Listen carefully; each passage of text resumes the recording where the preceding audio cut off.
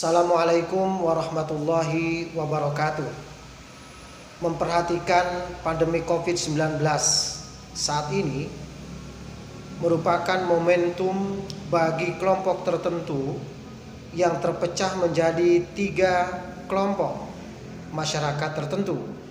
Yang pertama adalah kelompok yang menyatakan bahwa COVID-19 ini harus diterima karena bagian dari ujian Allah Subhanahu wa taala kepada manusia. Dan ini pernah terjadi yang disebut pada masa lalu dengan sebutan taun yang mewabah di Jazirah Arabia. Oleh karena itu kelompok ini berserah diri saja, menerima saja bahwa itu ujian dari Allah Subhanahu wa taala.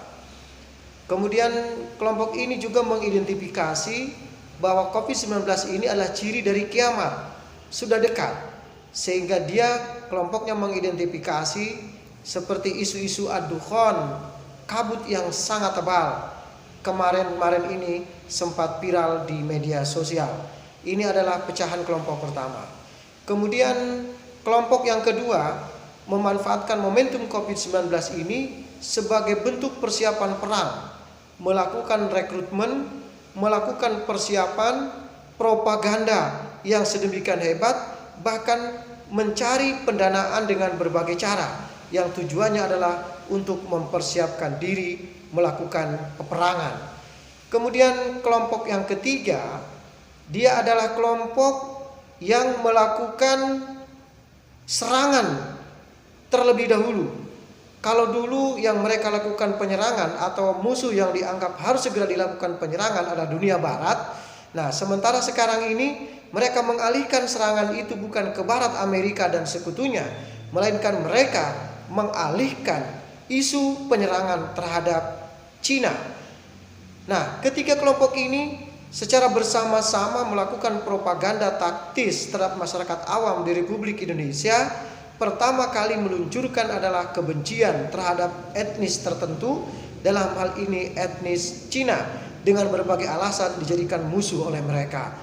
Setiap hari dan setiap saat tidak sedikit orang yang melakukan tebar kebencian terhadap kelompok-kelompok yang disebut dengan kelompok Cina ini. Nah, oleh karena itu kepada masyarakat secara keseluruhan kami mengajak jangan sampai terprovokasi oleh kelompok-kelompok ini yang pada akhirnya adalah melakukan pemberontakan terhadap pemerintah Republik Indonesia dan hendak ingin mengganti negara ideologi Pancasila dengan ideologi yang mereka yakini kebenarannya. Oleh karena itu sekali lagi masyarakat jangan sampai terprovokasi. Mengingat hal tersebut, menghadapi Idul Fitri 1 Syawal 1441 Hijriah, pada prinsipnya adalah masyarakat muslim dapat melakukan sholat Idul Fitri di masjid maupun di lapangan secara berjamaah, akan tetapi senantiasa harus memperhatikan protokol kesehatan. Apabila tidak dapat dilakukan, maka sebaiknya sholat Idul Fitri dilakukan di rumah masing-masing. Dan oleh karena itu hukumnya sholat sunnah muakkadah Idul Fitri di rumah masing-masing dilakukan secara individual munfarid maupun dilakukan secara berjamaah sah hukumnya. Jangan khawatir, MUI dengan fatwa nomor 28 tahun 2020 hadir kepada masyarakat untuk memberikan kepastian hukum bagi orang-orang yang melaksanakan sholat Idul Fitri baik di rumah, di masjid, di lapangan maupun secara sendiri-sendiri.